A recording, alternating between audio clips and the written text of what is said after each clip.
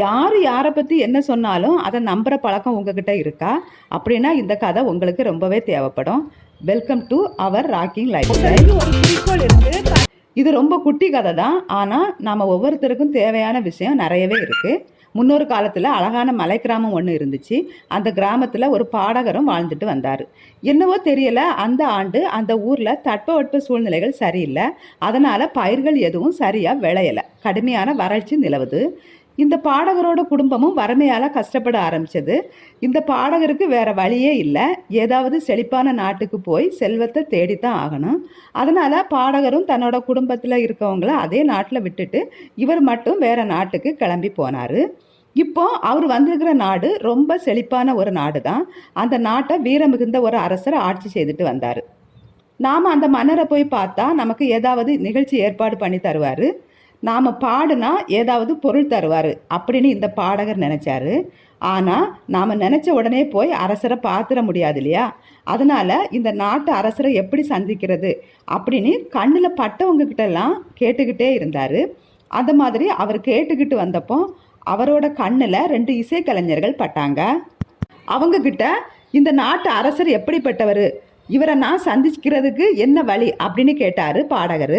இதை கேட்ட இசைக்கலைஞர் 2 பேரும் ஒருத்தரை பார்த்து சிரிச்சுக்கிட்டாங்க.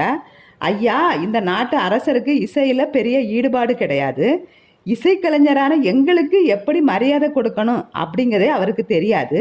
இதில் எங்கிருந்தோ வந்த உங்களுக்கு அவர் என்னத்தை பெருசாக செஞ்சிட போகிறாரு அப்படின்னு ரொம்ப வருத்தத்தோடு பேசினாங்க. இந்த பாடகருக்கு இதை கேட்டு கொஞ்சம் மனசுக்கு கஷ்டமாக இருந்தாலும் சரி இருக்கட்டுமே, நாம் ஒரு வாட்டி முயற்சி செஞ்சு பார்க்கலாம் அப்படின்னு தோணுச்சு. அதனால் பாடகர் நேராக அரண்மனை வாயிலில் போய் வாயிற்காப்பாளனையும் சந்திக்கிறாரு. நான் ஒரு இசைக்கலைஞன், நான் இந்த மாதிரி வேறு நாட்டில் இருந்து வர்றேன், அரசர்கிட்ட பாடல் பாடி காட்டணும் அப்படின்னு சொன்னார். இதை கேட்ட வாயிற்காப்பாளர் விழுந்து விழுந்து சிரித்தார். அட பாடகரே, உங்களுக்கு உங்களோட திறமையை காட்டுறதுக்கு யாருமே கிடைக்கலையா? இந்த அரசருக்கு இசையில் பெரிய ஈடுபாடு கிடையாது. ஆனால் அது எப்படின்னா, எங்கள் நாட்டு இளவரசிக்கு பாட்டுனா ரொம்ப பிடிக்கும். அவங்க ஒரு பாடகர்கிட்ட பாடல் கற்றுக்கவும் போனாங்க.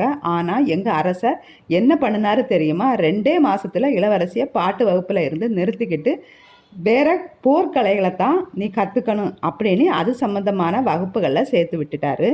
இவர்கிட்ட போய் பாடல் பாடி பரிசு வாங்கலாம் அப்படின்னு நினச்சிட்டு வந்திருக்கீங்களே, அட போங்கய்யா உங்கள் நாட்டுக்கே அப்படின்னு சலிப்போட சொன்னாங்க. இதை கேட்ட பாடகருக்கு மறுபடியும் வருத்தமாக போச்சு. என்னடா இது, இந்த நாட்டு அரசரை எப்படியாவது சந்தித்து நம்மளோட வறுமை எல்லாம் போயிடும்னு நம்பிக்கையோடு வந்தோமே, இங்கே என்னடான்னா அரசருக்கு இசைக்கு மரியாதையை கொடுக்க தெரியாதுன்னு சொல்கிறாங்களே அப்படின்னு யோசிச்சுக்கிட்டு என்ன செய்கிறதுனே தெரியாமல் நடக்க ஆரம்பித்தார். கொஞ்ச நேரத்தில் அவரோட உடம்பு சோர்ந்து போச்சு. அதனால் கோயிலுக்கு பக்கத்தில் இருந்த மண்டபத்தில் உட்காந்துக்கிட்டாரு. தன்னுடைய வீணையை எடுத்து ரொம்ப சோகமான ஒரு ராகத்தை மீட்டி அதை விட சோகமாக ஒரு பாடல் பாட ஆரம்பித்தார். அந்த வருத்தமான நிலையிலும் அவர் கொஞ்சம் கூட ராகம் மாறாமல் அந்த பாடலை பாடிக்கிட்டு இருந்தார். இப்படி பாடகர் பாடலை பாடிக்கிட்டு இருக்கும்போது அவரோட தோள் மேலே ஒரு கை பட்டுச்சு. திரும்பி பார்த்தா அங்கே நின்னது அரசர். பாடகர் பாடலை பாடிக்கிட்டு இருந்த அதே கோவிலில் தான் அரசரும் இருந்திருக்கிறாரு. அவரோட காதில் இந்த பாட்டு சத்தமும் கேட்டிருக்கு. அந்த பாடலில் இருந்த சோகம் அவரை ஏதோ பண்ணிச்சு போல. அவரோட கண்ணுலையும் கண்ணீர். அந்த கண்ணீரோட அந்த பாடகர்கிட்ட கேள்வி கேட்டார் அரசர். வழக்கமான கேள்விகள் தான். நீங்கள் யார், எங்கேருந்து வர்றீங்க, இந்த பாட்டோட ராகம் என்ன, இது மாதிரியான கேள்விகள் தான். இந்த பாடகரும் தன்னோட நிலைமையை சொல்லவும் அரசரும் தன்னோட களத்தில் கிடந்த முத்து மாலையை கலட்டி பாடகர்கிட்டயே கொடுத்துட்டாரு. பாடகருக்கு ஆச்சரியம். இவருக்கா இசையை பற்றி ஒன்றுமே தெரியாது, பிடிக்காதுன்னு மக்கள் சொன்னாங்க அப்படின்னு யோசித்து அவர் அதை அரசர்கிட்ட கேட்கவும் செஞ்சார். அரசரே, இந்த ஊரில் உங்களை பற்றி கேட்டப்போ இங்கே இருக்கிறவங்க இசைக்கலைஞர்கள் எல்லாருமே உங்களுக்கு இசையை மதிக்க தெரியாதுன்னு சொன்னாங்க. உங்கள் அரண்மனை வாயிற்காப்பாளர் கூட நீங்கள் உங்கள் பெண்ணை பாடல் வகுப்பில் இருந்து நிறுத்திட்டதா சொன்னாங்க. ஆனால் நீங்கள் பாடலை ரசித்து அதுக்கு பரிசும் தர்றீங்க. எப்படி அரசரே, எனக்கு ஒன்றும் புரியலை அப்படின்னு தன்னை கட்டுப்படுத்த முடியாமல் கேள்வியே கேட்டுட்டாரு. ஆனால் அரசர் இதுக்கு எந்த பதிலும் சொல்லலை. உங்கள் முகவரி என்ன அப்படின்னு கேட்டு அவரோட முகவரியை மட்டும் வாங்கி வச்சுக்கிட்டாரு. தக்க சமயத்தில் உங்களுக்கான கேள்விக்கு பதில் கிடைக்கும் அப்படின்னு சொல்லி அந்த பாடகரை வழி அனுப்பி வச்சாரு அரசர். பாடகர் தன்னோட ஊருக்கு போய் சேர்ந்து சரியாக 2 மாதத்தில் அந்த நாட்டில் ஒரு பெரிய போர் நடந்தது. அந்த போரில் ரொம்ப கஷ்டப்பட்டு தான் இந்த அரசர் வெற்றியை பெற்றார். வெற்றி பெற்ற பின்னாடி அதையே பெரிய விழாவா எடுத்தாரு. அந்த விழாவுக்கு மலை கிராமத்துல இருந்து இந்த பாடகரையும் அழைச்சிருந்தாரு. ரொம்ப ஆடம்பரமா அந்த விழா நடந்தது. இந்த பாடகரோட கலை நிகழ்ச்சியும் அதுல நடந்துச்சு. இது எல்லாம் முடிஞ்சதுக்கு அப்புறம் அந்த அரசர் பாடகரை கூப்பிட்டு, அன்னைக்கு நீங்க என்கிட்ட 2 கேள்விகள் கேட்டீங்கல்ல, இப்போ கேளுங்க அப்படின்னு சொன்னாரு. எதனால அரசே இளவரசர் பாட்டு வளர்ப்புல இருந்து நிறுத்தினீங்க? இந்த 2 கேள்விகளுக்கும் அரசர் சொன்ன பதில் என்ன தெரியுமா? அரசே அந்த போர் வர போறது அரசருக்கு கொஞ்ச நாட்களுக்கு முன்னமே தெரியும். அந்த சமயம் பார்த்து இசைக்கலைஞர்கள் எல்லாம் ஒரு விழா எடுக்கணும் அப்படின்னு சொன்னதுனால அது வேண்டாம்னு அரசர் நிராகரிச்சிட்டாரு. அது ஒரு தவறான அபிப்பிராயத்தை கொடுத்திருக்கு. அதே போல அரசருக்கு போர்ல ஏதாவது ஆயிடுச்சுன்னா அதுக்கு பிறகு அந்த போரை வழி நடத்த வேண்டியது இளவரசியார் தான். அதனால தான் இளவரசியை கொஞ்ச நாட்கள் பாடல் வகுப்புல ஒத்தி வச்சுட்டு கவனம் முழுசையுமே போர்க்கலைகளில் செலுத்துமாறு சொல்லியிருந்தாரு.